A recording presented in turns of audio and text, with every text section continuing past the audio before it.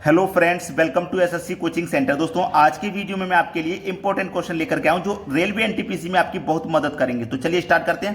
पहला सवाल है, ए एक काम को 24 दिन में और बी 40 दिन में कर सकता है। जो ए है किसी काम को 24 दिन और जो बी है वो 40 दिन में कर सकता है, लेकिन काम तो पता नहीं है कितना है। तो काम टोटल कितना है पता करने के लिए दोनों का आपको एलसीएम लेना है। तो 24 और 40 का एलसीएम हो जाएगा 120। 24 से जब 40 को काटोगे तो 5 बार में, और 40 से 120 को काटोगे तो ये 3 बार में कट जाएगा। यानी कि इसका मतलब ये हुआ ए आपका एक दिन में 5 काम करता है, तब जाके 24 दिन में 120 काम को करेगा। और बी आपका एक दिन में 3 काम करता है, तब वो 40 दिन में 120 काम को करेगा। ये दोनों का एक एक दिन का काम है। ठीक है, चलिए। वो बोल रहा है एक साथ मिलकर 10 दिनों तक काम करते हैं। भाई दोनों मिलकर के 10 दिन तक काम करते हैं। दोनों को अगर मैं मिला दूंगा तो दोनों मिलकर के एक दिन में 8 काम करेंगे। और ऐसा वो कब तक करना है? 10 दिन तक काम करना है। एक दिन में 8 करेंगे तो 10 दिन में कितना काम कर देंगे? वो 80 काम कर देंगे। ठीक है, 80 काम कर देंगे। तो बोला है काम का कितना अंश बच जाएगा, कितना अंश काम का बच जाएगा। टोटल काम 120 था, जिसमें से 80 काम कर दिया, तो काम बचा कितना? फिर 40 बचा ना। 120 में से 80 काम हो गया, 40 बचा। कितने में से बचा है ये 40 काम? 120 में से बचा है। कटा दो, 40 से कम 40, 40 से 3 बार में 120, यानी कि 1/3 काम रह जाएगा। सी ऑप्शन बिल्कुल सही जवाब है। अब देखते हैं अगला प्रश्न। अगला प्रश्न है, 6 पुरुष या 12 महिलाएं किसी काम को 20 दिनों में कर सकते हैं। अगर 6 पुरुष करेंगे तब भी काम 20 दिन में होगा, 12 महिलाएं करेंगी तब भी 20 दिन में होगा। तो चलिए इसको पहले कर लेते हैं। इतना 6 मैन, 6 पुरुष का मतलब 6 मैन काम को कितने दिन में करना है? 20 दिन में। और 12 महिलाएं यानी कि 12 वुमेन भी काम को कितने दिन में कर सकती हैं? 20 दिन में। तो सबसे पहले एक मैन और एक वुमेन का काम हम निकाल लेंगे। तो कैसे निकालेंगे भैया? एक मैन और एक वुमेन का आप क्या करोगे? 6 का मल्टीप्लाई 2 से कर दोगे तो 12 और एक ही 0, यानी कि एक आदमी 120।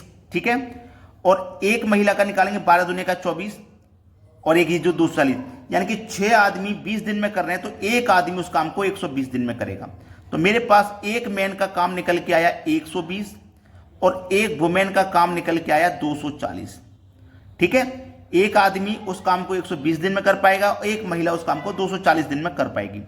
अगर टोटल काम पता करना है तो दोनों का मुझे एलसीएम लेना होगा। एलसीएम आ जाएगा 240। 120 से कटाएंगे तो 2 बार में, 240 से कटाएंगे तो 1 बार में। एक पुरुष एक दिन में 2 काम करेगा, तब जाके 120 दिन में 240 काम को खत्म करेगा। एक महिला एक दिन में 1 काम करेगी। ठीक है, हमसे पूछा है कि 8 पुरुष और 6 महिलाएं उसके दोगुने काम को कितने दिन में समाप्त करेंगे। एक पुरुष कितना काम कर रहा है एक दिन में? 2। तो 8 पुरुष कितना करेंगे? 8 से मल्टीप्लाई कर दो, 8 दूनी का 16 और 16 महिलाएं। एक महिला एक दिन में 1 कर रही है, तो 16 महिलाएं कितने में करेंगी? 16 में। ठीक है, 8 पुरुष और 16 महिलाओं का पूछा था ना, तो मैंने 8 पुरुष का निकाल लिया। 8 पुरुष मिलकर के 16 काम करेंगे और 16 महिलाएं मिलकर के 16 काम करेंगी। और काम हमें कितना करना है? दोगुना काम। हमारा काम निकल के कितना आया था? 240। 240 का दोगुना कर दो तो ये 480 हो जाएगा। ठीक है, दोगुने काम को खत्म करना है ना, तो 240 का दोगुना 480 हो गया, यानी कि 480 काम को खत्म करना है। तो 16 तो हो गया ये और 16 हो गया ये, 2 टोटल हो गया 32। तो कितने लोग करेंगे भाई? 16 और 16, 32 को ही तो काम खत्म करना है। 16 दूने का 32, 16 त्रिक का 48, 1 ही 0 30, 2 से कट जाएगा 30, 15 बार में सवाल खत्म। सी ऑप्शन बिल्कुल सही जवाब। 8 पुरुष और 16 महिला उसके दोगुने काम को 15 दिन में कर देंगे। 8 पुरुष मिलकर के कितना काम कर रहे हैं? 16, और 16 महिलाएं मिलकर कितना काम कर रही हैं? 16। दोनों जब मिल जाएंगे तो काम कितना करेंगे? 32, और दोगुना काम कितना हो गया? 480। तो 32 से 480 में डिवाइड कर दो, 15 बार में जाएगा। अब देखते हैं अगला प्रश्न। अगला प्रश्न है, 60 लीटर मिश्रण में अम्ल और पानी का अनुपात 2:1 है। ठीक है, इसमें कितना लीटर पानी मिलाया जाए ताकि अम्ल और पानी का अनुपात 1:2 हो जाए? बहुत अच्छा सवाल। अम्ल और पानी ये घोल है, टोटल मिश्रण 60 लीटर का है, अनुपात है अम्ल और पानी का 2:1। जब हमारे पास योग दिया गया है तो हम अनुपात का भी योग करते हैं, 2 और 1 3। तो इस योग में अनुपात के योग से डिवाइड कर देंगे, 20 बार में जाएगा। 20 का मल्टीप्लाई 2 से कर दो 40, 20 का मल्टीप्लाई 1 से कर दो तो 20।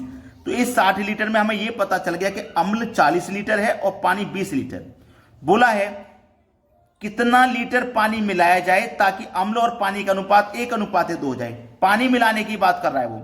जब वो पानी मिलाने की बात कर रहा है तो अम्ल 40 लीटर है, तो अम्ल बाद में भी 40 ही रहेगा, है ना। बढ़ेगी मात्रा किसकी? पानी की, क्योंकि पानी मिलाना है। और इस अनुपात में मिलाना है कि 1:2 आ जाए कटने के बाद में। ठीक है, पानी मेरे पास 20 है, अगर मैं 44 इसमें मिला दूंगा तो 44 मिला दूंगा और 44 और 20 कितना हो जाएगा 64, तो 64 तो कटेगा नहीं, ये नहीं हो सकता। 52 भी नहीं कटेगा। अगर मैं 60 मिला दूंगा, 20 में 60 मिला दूंगा तो 80 हो जाएगा। कितना हो जाएगा 80 हो जाएगा। और ये 1:2 अनुपात हो जाए, उसने ही तो बोला था। तो 40 से कम 40, 40 दूने का 80, तो 1:2 हो गया। कब हुआ, जब हमने 60 लीटर पानी मिलाया।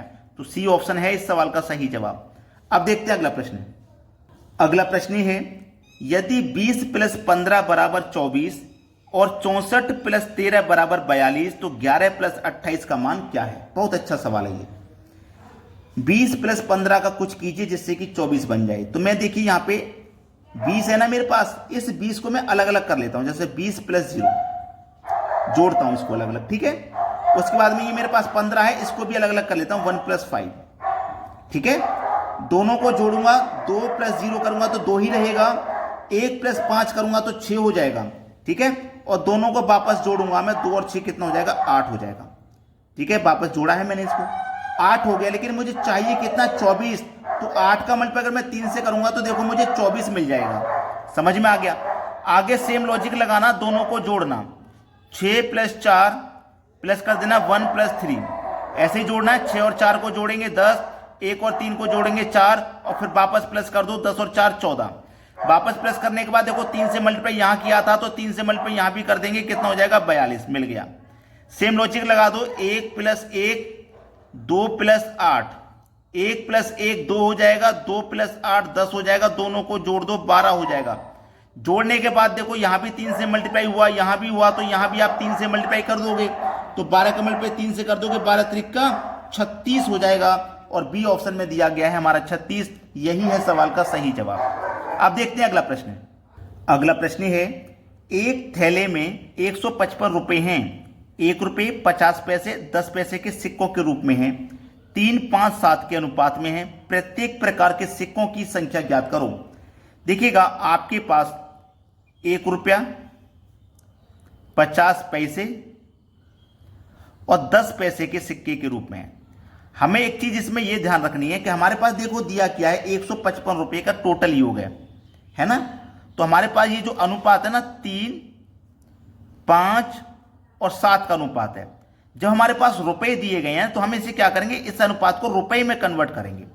तो 1 रुपये के 3 सिक्के का मतलब हो गया 3 रुपया, 50 पैसे के 5 सिक्के का मतलब हो गया 2.5 रुपया, और 10 पैसे के 7 सिक्के का मतलब हो गया 70 पैसा। सभी को हम क्या कर देंगे, जोड़ देंगे।